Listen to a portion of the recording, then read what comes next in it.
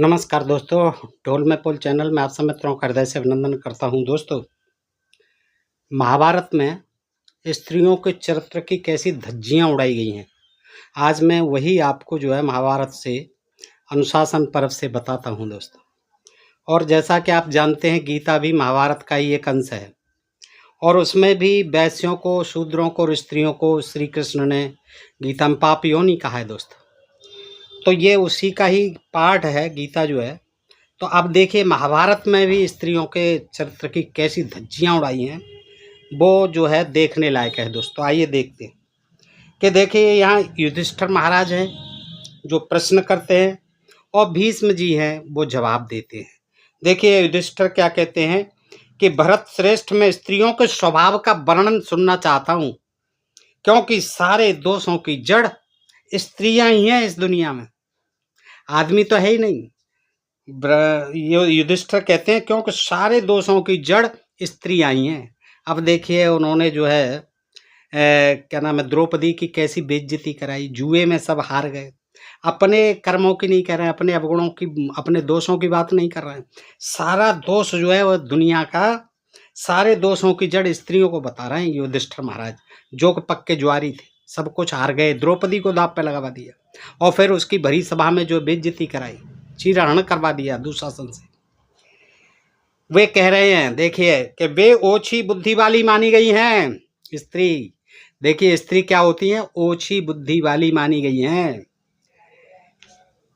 तो भीष्म क्या कहते हैं इस पर? भीष्म जी ने कहा, राजन, इस विषय में देवर्षि, अब देखिए पूछा जा रहा है भीष्म से। अब भीष्म नारद के ऊपर कहानी सुनाते हैं कि एक बार देवर्षि नारद का अप्सरा आई थी नारद जी से मिलने। क्या नाम था उसका? पंचचूड़ा। पंचचूड़ा के साथ जो संवाद हुआ था, यानी कि उसको सुना था इन्होंने, नारद और अप्सरा पंचचूड़ा का संवाद भीष्म जी ने जो सुना था, वो उसको बता, उस प्राचीन इतिहास का उदाहरण देता हूं। अब देखिए क्या था।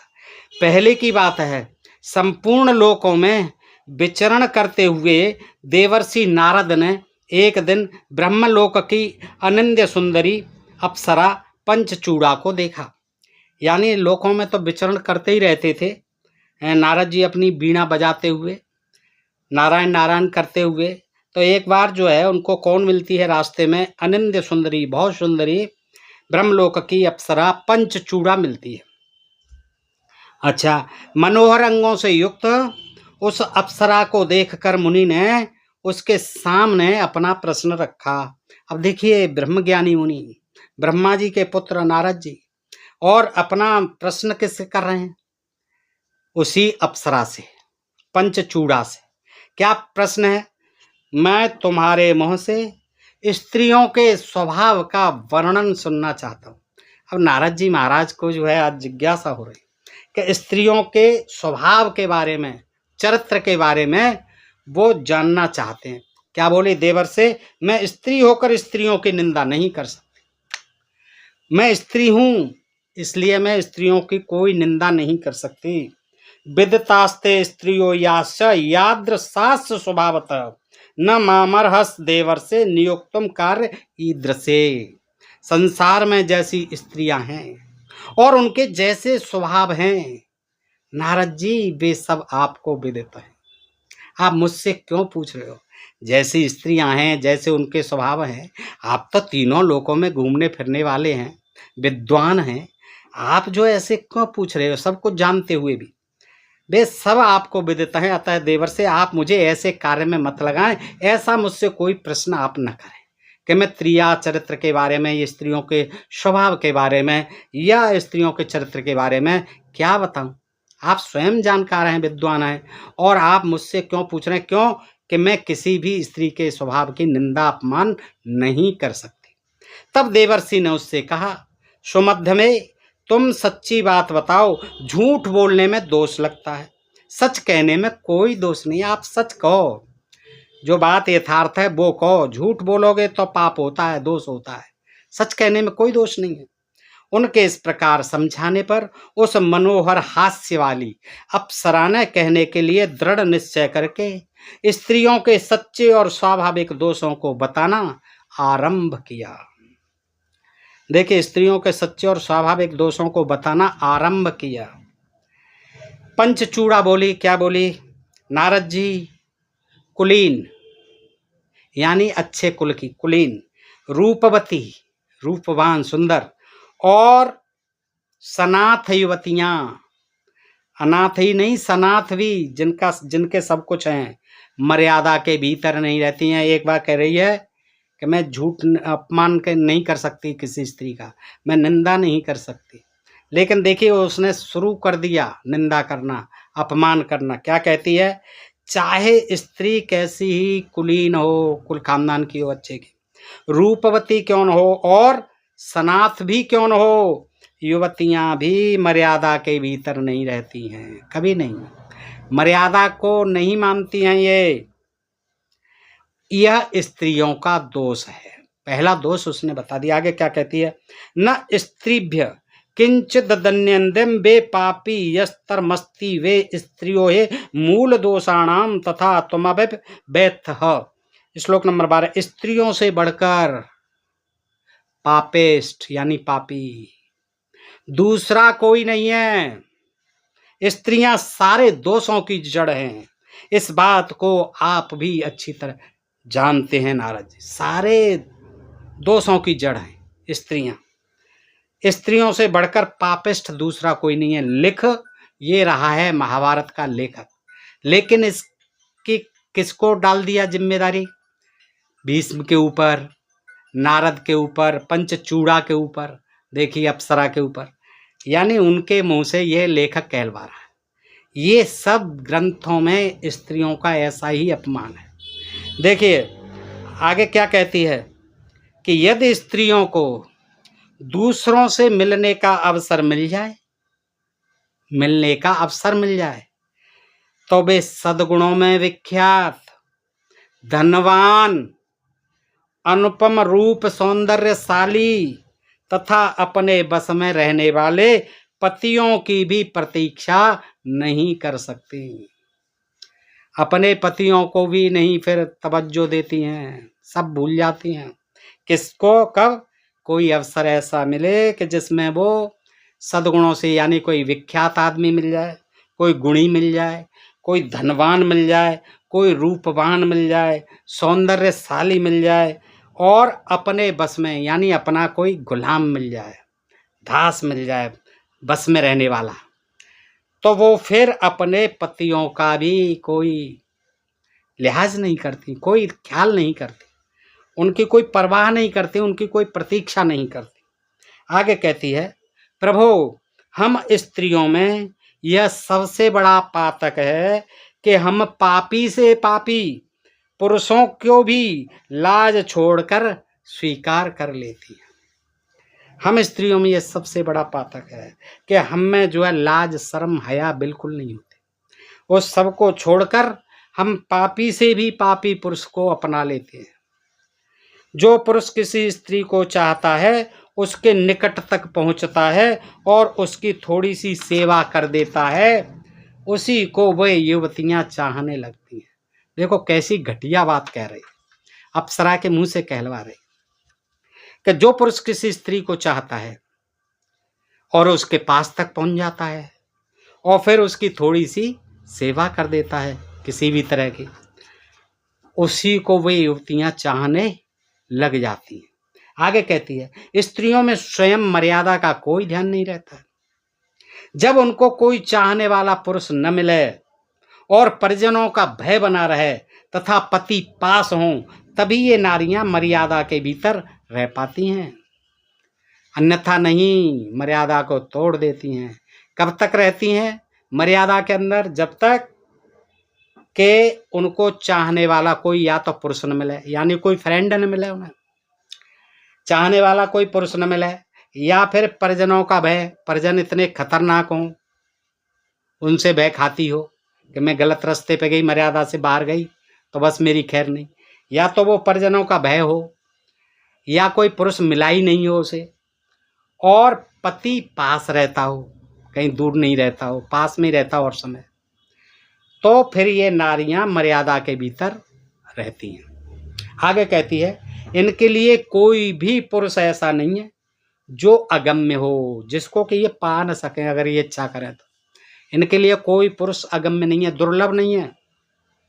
ये जिसको चाहें उसको प्राप्त कर सकती हैं। उनका किसी अवस्था विशेष पर भी निश्चय नहीं रहता। कोई रूपवान हो या कुरूप हो, कैसा भी हो, कैसा ही पुरुष हो, इतना ही समझकर स्त्रियां उसका उपभोग करती हैं। बस कैसा ही हो पुरुष, ये किसी की अवस्था विशेष पर कोई ध्यान नहीं देती। स्त्रियां न तो भय से, न दया से, न धन के लोभ से और न जाति, देखिए महाभारत में जाति बहुत आती है, न जाति या कुल के संबंध से ही पतियों के पास टिकती हैं। पतियों के पास इसलिए नहीं टिकती हैं कि उन्हें कोई भय है और न कोई दया है, उनके हृदय में कोई ऐसी दया नहीं है। धन के लोभ से भी नहीं टिकती हैं और न जाति या कुल के संबंध से पतियों के पास टिकने का ये कोई प्रयोजन नहीं है। जो जवान हैं, सुंदर गहने और अच्छे कपड़े पहनती हैं, ऐसी स्वेच्छाचारिणी स्त्रियों के चरित्र को देखकर कितनी ही कुलवती स्त्रियां भी वैसी ही बनने की इच्छा करने लगती हैं। यौवने वर्तमानानाम मृष्टाभरणवास सामा नारीणाम स्वैरवृत्तीनाम स्प्रयन्ति कुल स्त्रियः। यानी जो जवान हैं, सुंदर गहने पहने रहती हैं, अच्छे अच्छे कपड़े पहनती हैं, उन स्त्रियों को देखकर स्वेच्छाचारिणी स्त्रियों के भी चरित्र को वैसा ही कुलवती स्त्रियां भी उनके स्वभाव, उनको देख करके चाल ढाल को स्वयं भी ऐसी ही बनाने लगती हैं, वैसी ही बनने की इच्छा करने लगती हैं। जो बहुत सम्मानित और पति की प्यारी स्त्रियां हैं, जिनकी सदा अच्छी तरह रखवाली की जाती है, वे भी घर में आने जाने वाले कुबड़ों, अंधों, गूंगों और बौनों के साथ भी फंस जाती हैं। अब इस लेखक को क्या कहिए, देखिए दोस्तों, मैं तो इसको कुछ गाली भी नहीं दे सकता, ये मेरी मर्यादा के बाहर की बात। बताइए किस तरह की बेहूदी बातें की हैं कि जो पति की सम्मानित हैं, पति की प्यारी हैं और जिनका अच्छी तरह से लालन पालन देखभाल हो रही है पति के द्वारा, वो भी क्या करती हैं, घर में आने जाने वाले ये नौकर चाकर, चाहे वो लूले लंगड़े, कुबड़े, अंधे, गूंगे, बहरे, जो भी बौने आदि आ जाते हैं, वे उनसे फंस जाती हैं, उनके साथ फंस। देखिए कितनी जो है घृणित मानसिकता के व्यक्ति रहा होगा जो लेखक। महामुनि देवर से, अप्सरा कहती है पंचचूड़ा, महामुनि देवर से जो पंगु हैं यानी लंगड़े हैं अथवा जो अत्यंत घृणित मनुष्य हैं, उनमें भी स्त्रियों की आसक्ति हो जाती है। देखिए उनमें भी स्त्रियों की आसक्ति हो जाती है। इस संसार में कोई भी पुरुष स्त्रियों के लिए अगम्य नहीं है, चाहे कैसा ही हो, कोई उनके लिए अगम्य नहीं। ब्राह्मण यदि स्त्रियों को पुरुष की प्राप्ति किसी प्रकार भी संभव न हो और पति भी दूर गए हों, तो आपस में ही कृत्रिम उपाय से मैथुन में प्रवृत्त हो जाती हैं। ये देखिए महाभारत जो है सहलैंगिकता है, उसकी तरफ इशारा, समलैंगिकता की तरफ इशारा करता है महाभारत। क्या कहता है देखिए कि यदि स्त्रियों को कोई पुरुष नहीं मिले या उनके पति दूर गए हों, विदेश में रहते हों, परदेश में, तो आपस में ही स्त्री जो है कृत्रिम उपायों से ही मैथुन में प्रवृत्त हो जाती हैं। ये देखिए ये क्या है, समलैंगिकता का एक उदाहरण है इसमें महाभारत। यानी उस समय जो है महाभारत के समय में भी समलैंगिकता का प्रचार प्रसार था। पुरुषों के न मिलने से, घर के दूसरे लोगों के भय से तथा बध और बंधन के डर से स्त्रियां सुरक्षित रहती हैं। सुरक्षित कब रहती हैं, मर्यादा में कब रहती हैं, जब उन्हें पर पुरुषों से मिलने नहीं दिया जाए। घर के दूसरे लोगों के भय से या मारे जाने से, वध से और बंधन के डर से स्त्रियां सुरक्षित रहती हैं। स्त्रियों को स्वभाव चंचल होता है। चलत स्वभावा दुष्येवा दुर्गाया भावतस्तथा प्रागस्य पुरुषस्य यथा वाचस्तथा स्त्रियः। 24वां श्लोक। स्त्रियों का स्वभाव बड़ा चंचल होता है उनका सेवन बहुत ही कठिन काम है, उनका भाव जल्दी किसी के समझ में नहीं आता, क्रिया चरित्र जाने नहीं कोई, उनका भाव जल्दी किसी की समझ में नहीं आता। ठीक उसी तरह जैसे विद्वान पुरुष की वाणी दुर्बोध होती है। अग्नि कभी ईंधन से नहीं बुझती, अग्नि कभी ईंधन से तृप्त नहीं होती, कितना ही ईंधन झोंक दो अग्नि तो बढ़ती रहेगी, जलती रहेगी। समुद्र कभी नदियों से तृप्त नहीं होता, समुद्र को कोई मतलब नहीं है, कोई तृप्ति नहीं है, कितनी नदियां उसमें गिरती रहें। मृत्यु समस्त प्राणियों को एक साथ पा जाए तो भी उनमें तृप्ति नहीं होती, मृत्यु सबको मार जाए, सब एक साथ सारा संसार, तो भी मृत्यु की तृप्ति नहीं होती। इसी प्रकार सुंदर नेत्रों वाली युवतियां पुरुषों से कभी तृप्त नहीं, सुंदर नेत्रों वाली मृग नहीं, स्त्रियां कभी पुरुषों से तृप्त नहीं होती। संपूर्ण रमणियों के संबंध में दूसरी रहस्य की बात और सुनो नारद जी, कि किसी मनोरम पुरुष को देखते ही स्त्री की यौन गीली हो जाती। इदमन्यम च देवर्षे रहस्यम सर्वयोषिताम दृष्टवैवं पुरुषम हृदयम यौनः प्रक्लद्यते स्त्रियाः। 26वां श्लोक महाभारत अनुशासन पर क्या कहती है आगे नारद से, देखिए बिल्कुल खुल के कह रही है कि संपूर्ण रमणियों के स्त्रियों के संबंध में दूसरी भी रहस्य की बात है नारद जी, उसे भी बताती हूँ। क्या? किसी मनोरम पुरुष को, सुंदर पुरुष को देखते ही स्त्री की यौन गीली हो जाती है। कितना देखिए ज्ञान दे रहे। संपूर्ण कामनाओं के दाता और मनचाही करने वाला पति भी यदि उनकी रक्षा में तत्पर रहने वाला हो तो वे अपने पति के शासन को भी सहन नहीं कर सकती। संपूर्ण कामनाओं का देने वाला, मनचाही करने वाला पति भी, उसकी मन की इच्छा पूरी करने वाला पति उनकी रक्षा में तत्पर रहने वाला हो तो भी अपने पति के शासन को वो सहन नहीं कर सकती। वे न तो काम भोग की प्रचुर सामग्री को, न अच्छे अच्छे गहनों को, न उत्तम घरों को ही उतना अधिक महत्व देती हैं जैसा कि रत के लिए किए गए अनुग्रह। केवल रत सुख को चाहती हैं, उन्हें न किसी सामग्री की जरूरत है, काम भोग की सामग्री की जरूरत नहीं अच्छे अच्छे गहनों की जरूरत, और ना उन्हें उत्तम घरों की जरूरत, उन्हें तो केवल रत सुख की जरूरत है। यमराज, वायु, मृत्यु, पाताल, बड़वानल, छुरे की धार, विष, सर्प और अग्नि, ये सब विनाश के हेतु एक तरफ और स्त्रियां अकेली एक तरफ बराबर हैं। देखिए स्त्रियों की तुलना किससे की गई है? यमराज से, मृत्यु, वायु से, मृत्यु से, पाताल से, बड़वानल से, छुरे की धार से, विष से, सर्प से और अग्नि से। ये सब विनाश के हेतु एक तरफ हों, ये सब एक तरफ हो जाएं और स्त्री अकेली एक तरफ हो तो बराबर है इन सब। देखिए कितनी भयानक बता दी। यतश्च भूतानि महांत पंचम यतश्च लोका वेता विधात्रा यतः पम्मांसम प्रमदाश्च निर्मतास्तैव दोषम प्रमदासु नारदः। 30वां श्लोक। नारद, जहाँ से पांचों महाभूत उत्पन्न हुए हैं, जहाँ से विधाता ने संपूर्ण लोकों की सृष्टि की है तथा जहाँ से पुरुषों और स्त्रियों का निर्माण हुआ है, वहीं से स्त्रियों में भी ये दोष रचे गए हैं, वहीं से स्त्रियों में ये दोष भी रचे गए हैं। अर्थात ये स्त्रियों के जन्मजात, जब से पैदा हुई हैं तभी से ये स्वाभाविक दोष हैं।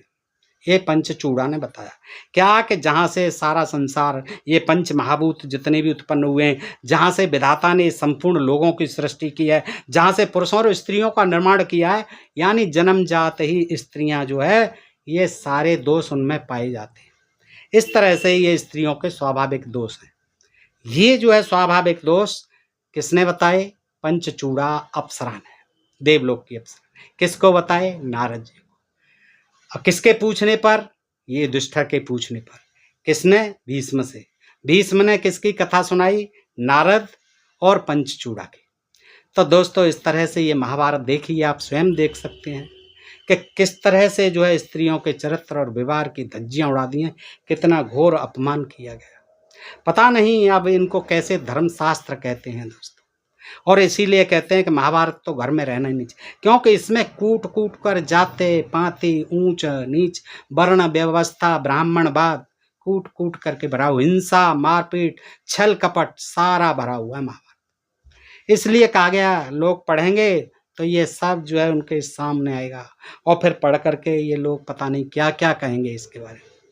बताइए दोस्तों, ये जानकारी आपको कैसी लगी? अच्छी लगी हो तो कमेंट करके बताइएगा और अपने डीएमपी चैनल को सब्सक्राइब करते रहिएगा। घंटी का बटन भी दबा लें ताकि आपको नोटिफिकेशंस मिलते रहें। फिर मिलते हैं ऐसे ही किसी प्रसंग के साथ अगले वीडियो में। तब तक आप सब मित्रों का हृदय से आभार, नमस्कार, जय हिंद, जय भारत दोस्तों।